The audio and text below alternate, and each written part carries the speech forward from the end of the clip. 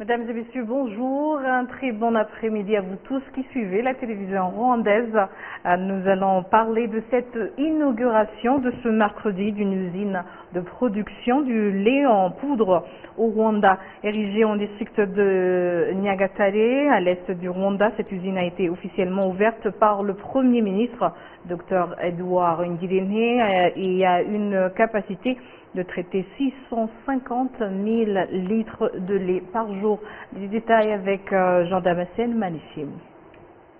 En 2021, que le Rwanda a lancé les travaux de construction de cette usine, dont le coût est estimé à 54 milliards de dollars américains. L'usine a déjà généré 270 emplois permanents. Des éleveurs dans diverses parties du pays se réjouissent du lancement de cette usine, qui traitera du lait en provenance des districts de la province de l'Est, comme Nyagatare, Gatsibo, Kayonza et Kirehe, mais également d'autres districts du nord du pays, tels que Gitfumbi. S'exprimant pour l'occasion, le Premier ministre, le Dr Edouard Ngirente, a loué cette initiative de l'usine Inyange qui apporte une valeur ajoutée à la production laitière dans le pays. Le Premier ministre a exhorté les éleveurs dans la province de l'Est, mais aussi dans tout le pays, à travailler beaucoup pour augmenter la production laitière et pour accroître ainsi le développement du pays. Le Premier ministre a en outre souligné que le programme du gouvernement du Rwanda est d'accélérer le développement sur base de la valorisation de la production locale. L'usine Inyange a indiqué que le projet de construction de cette usine a été dicté par le fait que le Rwanda disposait d'une grande production laitière qui nécessitait un marché plus élargi. Le cas le plus parlant est celui du district de Nyagatare à l'est du Rwanda, qui a connu une augmentation considérable de la production du lait ces 7 dernières années, car elle est passée de 4 millions par an à 12 millions de litres par an. Dans le pays en général, la production du lait est passée d'environ 800 millions de litres en 2017 à plus de 2 milliards aujourd'hui. Au Rwanda, la consommation du lait est d'une ampleur unique vient également d'une fascination pour la vache, un animal d'un symbolisme unique dans la culture rwandaise. En plus de la consommation, et suite au programme d'une vache par famille, nombreuses sont des familles qui ont pu sortir de la pauvreté, car chaque matin, de nombreux éleveurs se dirigent vers les centres de collecte de lait pour écouler le production laitière. L'augmentation du lait au Rwanda est consécutive au programme mis en place par le gouvernement en 2006, une vache par famille, qui visait à donner à chaque famille une vache en commençant par les plus démunis. Cela a encouragé l'inquiétude de la consommation du lait, qui trouve son origine aussi dans la politique du gouvernement entamée après 1994 pour relancer l'économie et lutter contre la malnutrition et la pauvreté en général.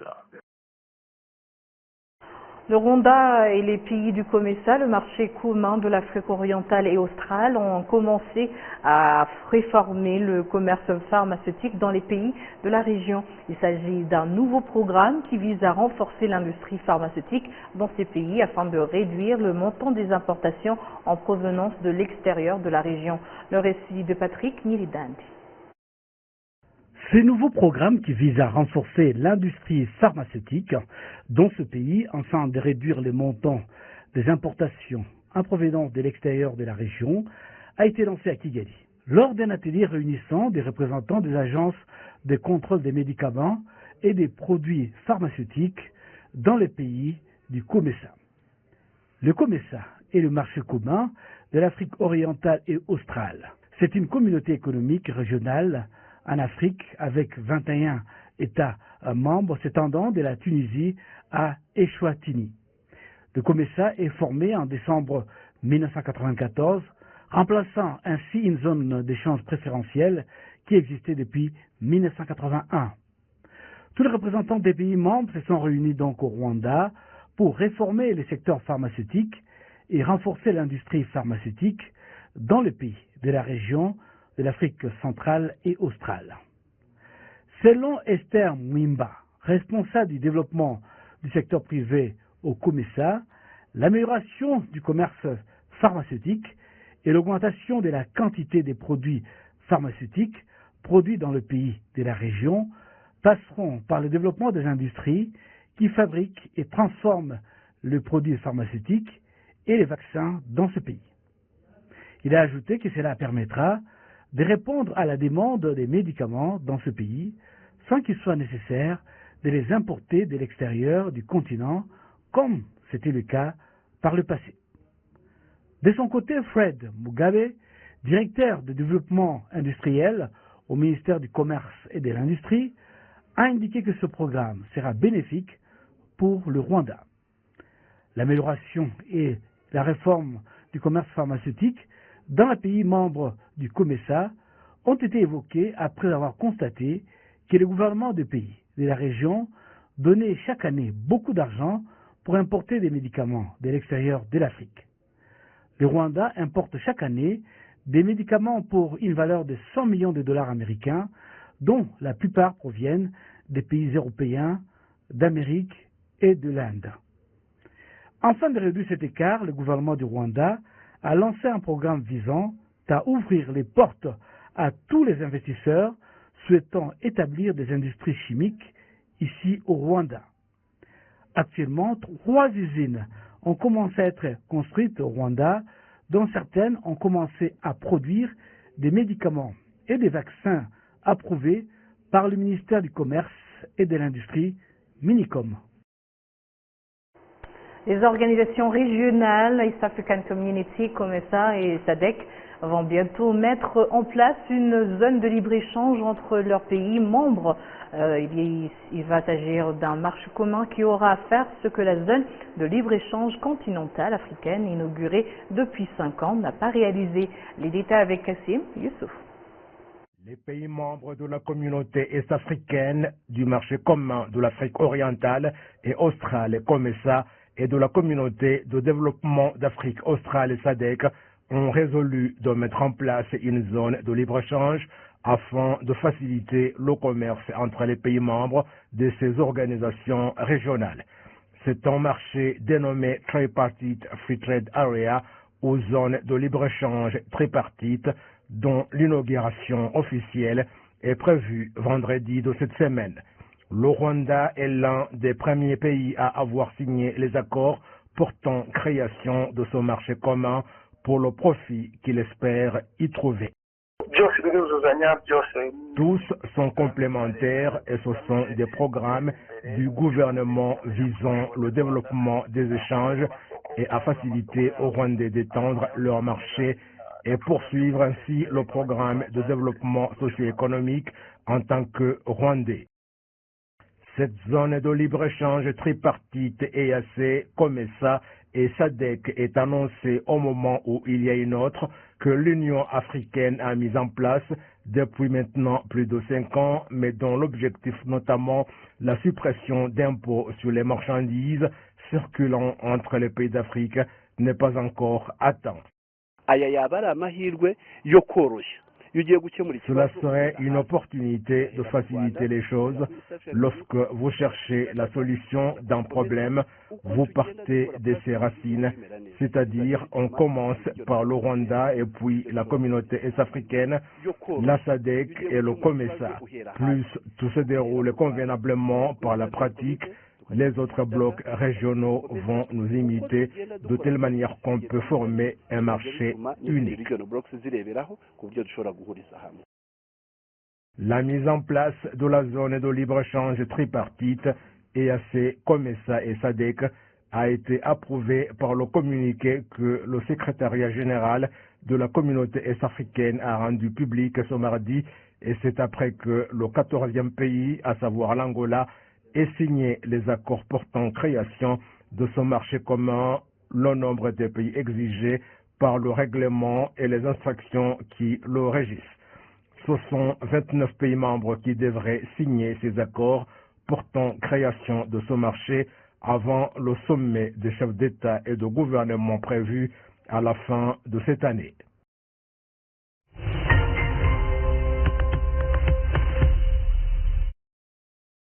L'équipe féminine rwandaise de volleyball affine ses préparatifs pour représenter la troisième fois le continent africain aux Jeux paralympiques. Je vous propose à présent le portrait de la plus célèbre joueuse de cette équipe, Madame Liliane Mokobwa-Nhawe.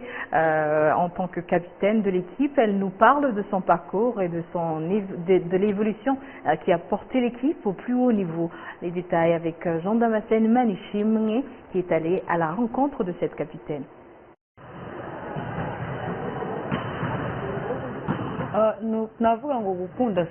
J'affichais l'amour du sport étant très jeune avant d'être handicapée, car je ne suis pas née avec un handicap. Cette situation est consécutive à un accident de la route en 1997, alors que j'avais 8 ans. Je vivais avec ma famille dans le quartier de Remera.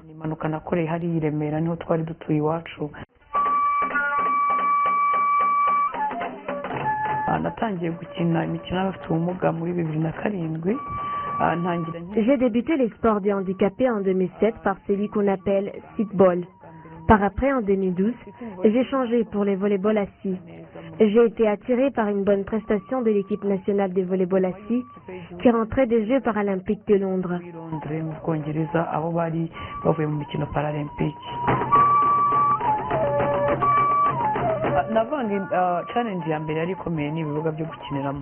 Les défis étaient nombreux au début, à commencer par les terrains en mauvais état, mais surtout la mentalité des gens. Partout où on passait, on nous disait « Voyez ces handicapés qui ont gagné » ou « Voyez-les qui vont jouer ». Donc des propos qui nous dévalorisaient, nous prenant pour des objets et non des personnes. Mais petit à petit, en jouant et en vivant avec les autres en situation de handicap, en voyant peut-être celui qui avait un handicap plus grave que le mien, j'ai réussi à aimer beaucoup les sports.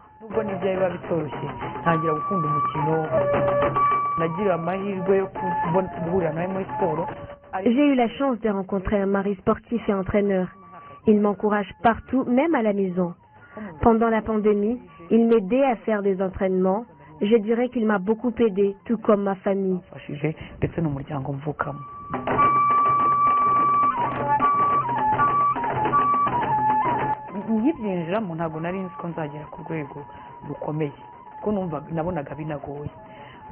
Au début, je ne pensais pas que j'arriverais un jour à un niveau élevé. Je voyais que c'était compliqué, mais au fur et à mesure, j'ai réalisé que j'y gagnerais beaucoup dans la vie. Et c'est alors que j'y ai mis plus d'engagement. Nous avons fait la première sortie en 2010 en Ouganda. J'ai joué au sit-ball et là, nous avons remporté la coupe. La deuxième, en 2013, c'était au Kenya où j'ai été meilleure joueuse. En 2015, nous avons obtenu la qualification aux Paralympiques du Brésil où j'ai reçu une médaille de meilleure défenseuse de l'équipe. Par après, nous sommes allés jouer un match amical en Slovénie où j'ai obtenu aussi une autre médaille.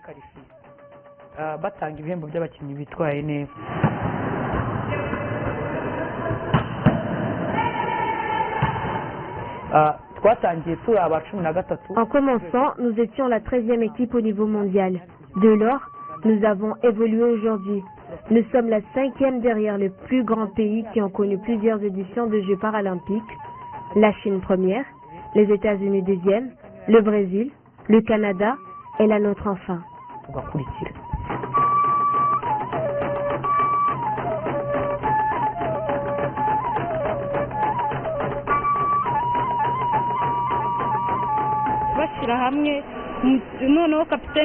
Notre capitaine nous donne des conseils. Elle nous montre régulièrement la ligne à suivre en nous aidant à corriger ce qui ne convient pas. Elle nous exhorte à fournir des efforts et à nous conformer aux exigences de l'entraîneur. Notre capitaine nous encourage beaucoup.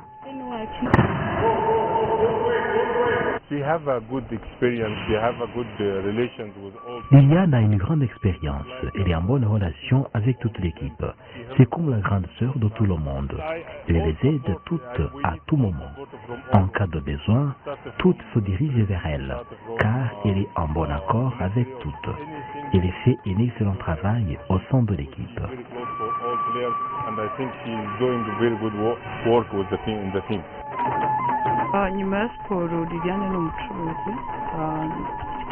En dehors du sport, je suis commerçante, ça fait déjà 12 ans. C'est ce que j'ai fait en dehors du sport, quand il n'y a pas de matchs de championnat ou d'équipe nationale. J'ai fait ce commerce 6 jours par semaine et après je reste à la maison avec ma famille, mes enfants et mon mari.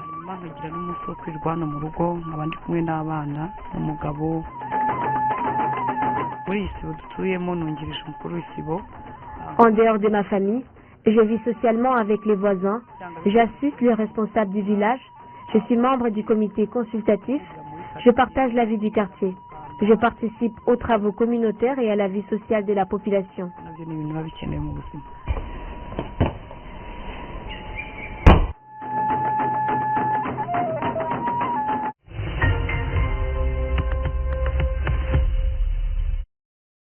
Place aux réseaux sociaux et à l'actualité en général avec notre consoeur Amandine Kumatao. Amandine, bonjour. Bonjour.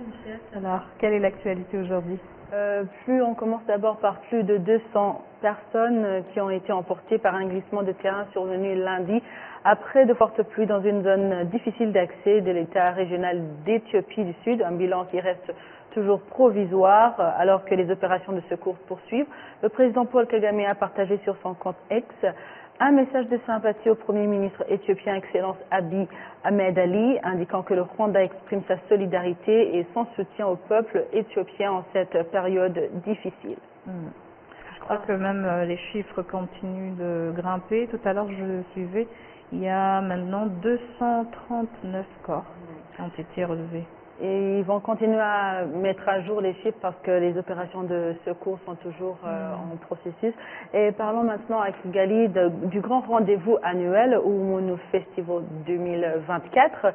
C'est donc une célébration des arts et de l'humanité avec le thème intégrité, résilience face à l'adversité. Michel, intégrité, résilience, adversité. Donc si il est question de mettre ça comme thème, ça veut dire que c'est vraiment un message important. Est-ce que tu as déjà été au festival? Oui, j'ai été l'année passée, oui, mais cette année j'ai vu qu'ils ont mis un accent aussi sur l'amour de soi, plus nous les Africains, pour ce qui est de changement de peau, tu vois, avec les produits là. L'identité, s'accepter. C'est ça, accepter qui l'on est, comme on est, notre peau noire, l'aimer comme elle est, quoi. Alors on invite ceux qui n'ont pas encore participé parce qu'il reste encore 3 jours. Oui. Cette semaine aussi, Gen Z Comedy, la comédie, donc Teacher Wami, donc c'est lui qui est vraiment un invité spécial et on le connaît comme, il a le nom, donc normalement tout le monde le connaît, mais il est venu dans la célébration avec thème de Incindi, la victoire. D'accord. Est-ce que tu vas y participer? J'espère bien, c'est demain, n'est-ce pas? Oui, bien sûr. C'est un comédien, acteur ougandais dont le vrai nom est Herbert Mandi Seguja, donc humour comme façon de faire, c'est un outil pour faire passer différents messages, mais aussi, moi, je considère l'humour comme divertissement, mais aussi prévenir le stress. C'est ça, faut changer de...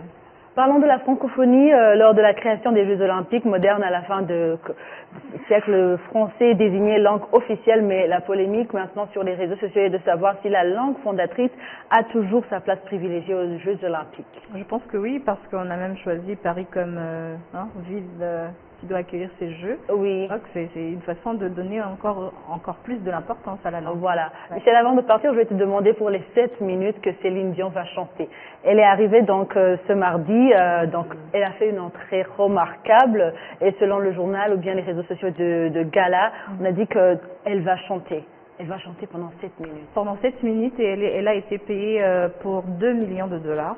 Juste pour les 7 minutes qu'elle va passer sur scène. Et je pense que c'est aussi une bonne façon de la remettre sur le piédestal. Donc, avec son documentaire qu'elle a eu, I Am Céline Dion, qui a vraiment touché ses fans par rapport à sa maladie. Je crois que ils ont fait vraiment un bon résilience en anglais. Sa résilience. Sa résilience, c'est ça. Voilà. Moi, j'ai hâte de l'écouter, comme sa voix, elle était déjà abîmée. Je crois qu'elle va faire un carton, quoi. Ouais, c'est un carton parce que tout le monde attend ça et on attend aussi une annonce officielle pour parler de ça. Ouais. Voilà, c'est tout pour En tout cas, merci beaucoup Amandine pour cet éclairage. Nous allons continuer dans l'agriculture. Les cafeticultrices du secteur de Gwimbogo et Gashonga, c'est en district de Rusizi, indiquent que leur train de vie s'est beaucoup amélioré grâce à la culture de caféiers, considérée jadis comme l'apanage du seul genre masculin. Les détails avec Assem Youssef. Il s'agit de 36 femmes regroupées dans la coopérative Copodica. Elle cultive du caféier depuis 1992 lorsqu'elle s'était mise ensemble et demandé au gouvernement une portion de terre à Gashonga dans l'ancienne commune de Gishoma pour l'exploiter en vue de leur développement socio-économique. Elles indiquent qu'elles étaient au début au niveau très bas à l'échelle sociale, mais qu'elles ont aujourd'hui atteint un niveau appréciable. Je me suis construit une maison, les enfants sont à l'école. Les femmes ne dorment plus sur des choses qui ne conviennent pas. Lorsqu'un matelas est vétuste, on vient prendre de l'argent. Lorsque l'enfant est malade, la situation ne peut pas empirer sans qu'on ne se soit pas déplacé pour l'hôpital parce que la mutuelle de santé est payée. C'est notre premier devoir. Ces caféicultrices admettent que la coopérative Copodica leur permet de se rencontrer et échanger sur divers éléments, ce qui leur permet d'acquérir une bonne manière de penser. Elles estiment que leur quotidien a beaucoup changé grâce à cette culture industrielle qui n'était pas dans les habitudes des femmes, mais qui maintenant leur a permis de participer à des réunions importantes et que leur café est apprécié pour ses arômes de qualité supérieure. Nous avons appris comment le griller et le déguster. Chaque femme membre de la coopérative Copodica sait comment traiter le café. Lorsque vous commencez à cultiver du caféier, vous bénéficiez des formations qui peuvent vous faire arriver où se trouvent les autres. Par exemple, j'ai cultivé du caféier et j'ai appris comment le traiter et le bailleur de fonds a fait que je participe à des formations même à l'étranger, notamment à Dubaï et en Éthiopie. Si je n'avais pas cultivé du caféier, je n'aurais pas pu sortir du pays. Mukasi Nedative est d'ajouter que grâce à cette coopérative, elle exploite en parallèle son champ d'environ 500 caféiers et s'est acheté des parcelles. Les membres de la coopérative Copodica ont débuté avec des 100 caféiers qui maintenant sont au nombre de 2500. Elles envisagent d'acheter d'autres lopins de terre de telle manière qu'en 2025, elles atteindront le nombre de 1000 caféiers. L'on compte en district de Rusizi 9 coopératives de culture de caféiers, 28 usines de traitement de graines de café et environ 7 millions d'arbres de caféiers. Alors que les élèves se trouvent en ce moment dans une période des vacances, les experts en psychologie et comportement humain conseillent aux parents de consacrer plus de temps avec leurs enfants en participant à des activités créatives plutôt que de leur laisser regarder toute la journée la télévision. Patrick Nilibendi pour plus de détails. Actuellement, au Rwanda, les élèves du primaire et du secondaire sont en vacances et certains d'entre eux passent leur temps à apprendre les instruments de musique, à faire de la danse. Qui comprend des instruments de musique, des danses traditionnelles. Ils apprennent aussi le karaté pendant cette longue période des vacances. Il vaut mieux occuper les enfants avec différentes activités plutôt que de passer du temps à regarder continuellement la télévision.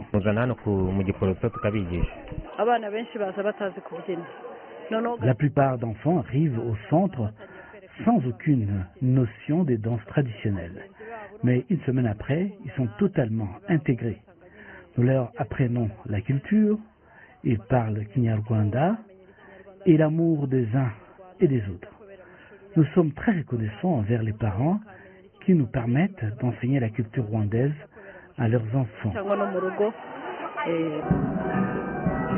Les étudiants qui participent à ces activités des vacances préfèrent apprendre autre chose que de rester devant la télévision en faisant des danses traditionnelles et en apprenant des instruments de musique.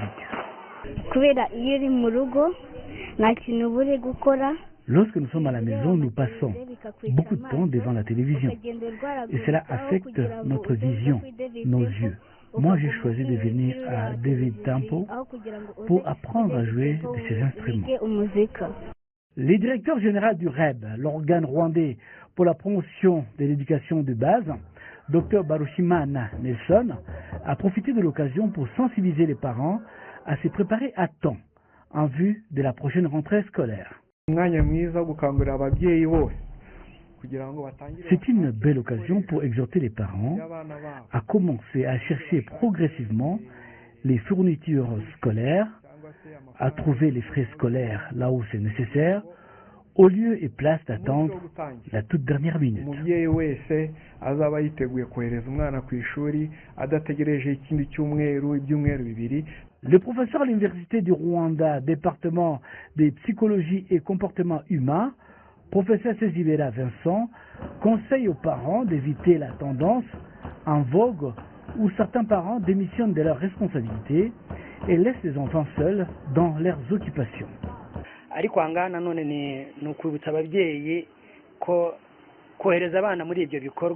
voudrais rappeler aux parents que le fait d'envoyer leurs enfants suivre ces activités culturelles ne doit pas être assimilé à l'abandon de leurs responsabilités. Il faut demeurer proche des enfants, écouter leurs questionnements par rapport à la vie et surtout les guider dans ce monde où certaines relations proches peuvent les conduire vers la débauche, la consommation de drogue, l'alcoolisme et bien d'autres. Les élèves du primaire et du secondaire sont en vacances jusqu'au mois de septembre prochain, où ils débuteront le premier semestre de l'année scolaire 2024-2025.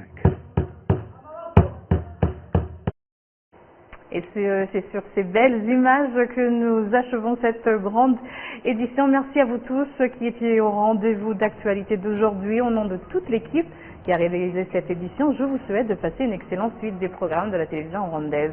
Vous étiez avec moi-même Michel Iladukunda. Au plaisir de vous retrouver prochainement pour un autre programme d'actualité. D'ici là, portez-vous bien.